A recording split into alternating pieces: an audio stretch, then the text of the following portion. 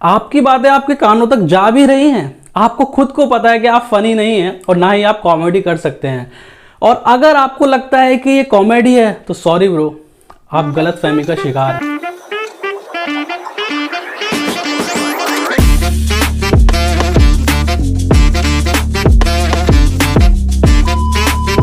Hello दोस्तों, जैसा कि आपको पता ही होगा कि अभी रणवीर इलाहाबादिया अपने हाल ही में दिए गए स्टेटमेंट की वजह से बहुत ही ज़्यादा बड़ी मुसीबत में आ गए हैं। दरअसल इंडियाज़ गॉट लेटेंट के समय रैना और रणवीर इलाहाबादिया पर कंप्लेंट फाइल हुई है, मल्टीपल कंप्लेंट्स फाइल हुई है। रणवीर इलाहाबादिया, आपको बता देता हूँ, एक बहुत ही फेमस पॉडकास्टर हैं, बहुत बड़े यूट्यूबर हैं। तो चलिए जानते हैं आखिर हुआ क्या है। अभी लेटेस्ट एपिसोड में लेटेंट के, जो कि समय रैना द्वारा किया जाता है, उस पर आए थे रणवीर इलाहाबादिया, जसप्रीत सिंह, अपूर्वा मुखर्जी और आशीष Chanchlani. Watch your parents have sex every day for the rest of your life. क्या हो गया रणवीर भाई को? और अपने पकड़ लीजिए तुरंत। और would you join in once and stop it forever? Join in what the? ये क्या कह दिया भाई आपने? जिस इंसान को खुद पीएम अवार्ड दे रहे हो, जो इंसान अपने पॉडकास्ट चैनल पर इतने इंटेलेक्चुअल और इंटेलिजेंट लोगों को बुलाता हो, वो अपने सोचने समझने की शक्ति एक कॉमेडी शो के लिए अपने पॉडकास्ट चैनल पर ही भूला है। This is not the way and this is not something funny at all. ऐसा ही एक स्टेटमेंट हार्दिक पांड्या ने भी दिया था कॉफी विद करण में, और आप सभी जानते हैं कि उनका क्या हाल हुआ था।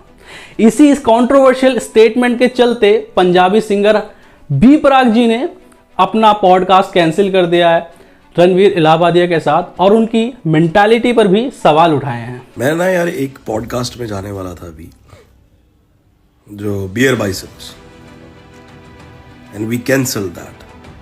क्यों? क्योंकि आपको पता है कि वो कैसी पैथेटिक थिंकिंग है और कैसे शब्द यूज करे गए हैं। अब रणवीर इलाहाबादिया के बाद इस शो पर गई एक और शख्सियत को बहुत ज़्यादा ट्रोल का सामना करना पड़ रहा है। उनके खिलाफ कंप्लेंट भी हुई है जी। उनका नाम है अपूर्वा मुखर्जी। क्यों वजाइना में सेंसेशन खत्म हो गई है क्या? वजाइना में सेंसेशन खत्म हो गई है। कभी वजाइना देखी है मां से निकलने के बाद लवड़े? According to me this was the only way to answer this kind of a shit. अब पता नहीं यार, इंडिया में समाज के हिसाब से गाली देना सिर्फ और सिर्फ मर्दों के लिए अप्रोप्रिएट क्यों हो चुका है यार? अब कहां गई आपकी जेंडर इक्वालिटी? अब आते हैं इंडियाज गॉट लेटेंट पर। तो देखो भाई, ये जो लेटेस्ट एपिसोड है ये सिर्फ मेंबर्स ओनली के लिए डाला गया था। तो अगर आपने ये एपिसोड देखा है तो इसका मतलब आपने मेंबरशिप लिया होगा, और अगर आपने मेंबरशिप लिया है तो आपको ऑब्वियसली पता होगा कि समय रैना का क्या कंटेंट है या फिर इस शो का क्या रेलेवेंस है। और अगर आपने मेंबरशिप नहीं लिया, फिर भी मैं ट्रोल करने वालों को बताना चाहूंगा, आप इधर उधर से जुगाड़ करके वीडियो निकाल ही लेते हैं ताकि आप देख पाएं, और अब मौका मिला तो लगे ट्रोल करने। इस हिसाब से तो दोस्त, पॉर्न भी अवेलेबल है वेबसाइट पर। अब इसको देखने के लिए आप सर्च करेंगे, आप जाएंगे तो आप गलत होंगे ना कि गूगल और पॉर्न वेबसाइट वाले। और आप ही वो लोग हैं जो कि इंटरनेट पर, सोशल मीडिया पर मीम पेज रन करते हैं, जो कि इनका कंटेंट उठा उठा के छोटी छोटी क्लिप काट के व्यू छापते रहते हैं। तो आप खुद को ब्लेम कीजिए कि आप क्लिप काट के व्यूज के चक्कर में इस कंटेंट को स्प्रेड कर रहे हैं। Blame yourself. और आप ही में से कुछ जो लोग ऑफेंड हुए पड़े गाली वाले कंटेंट को लेकर, यार ये वही लोग हैं जो अपना एक सेंटेंस बिना गाली के पूरा भी नहीं कर सकते। ये वही लोग हैं जिन्होंने गेम ऑफ थ्रोन जैसे शो को कहां से कहां पहुंचा दिया। तब तो किसी ने कोई एफआईआर या कंप्लेंट फाइल नहीं की इन शो के मेकर्स पे या ओटीटी चैनल के हेड्स को या फिर ओनर्स को। और ना कोई एफआईआर या कंप्लेंट तब फाइल हुई जब यूपी के एक बड़े पॉलिटिशियन किसी लड़की के रेप पर एक अभद्र बयान कर दे देते हैं।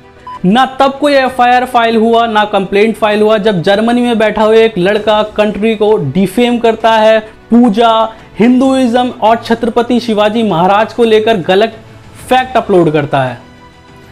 और कुछ न्यूज़ चैनल जो टीआरपी के भूखे हैं अब इसे रिपीट पर चलाएंगे, वैसे ही जैसे सच को झूठ और झूठ को सच दिखाते आए हैं। So guys, don't blame others. अगर आप सही हैं तो चूज थिंग्स वाइजली। क्या देखना है क्या नहीं। Thank you.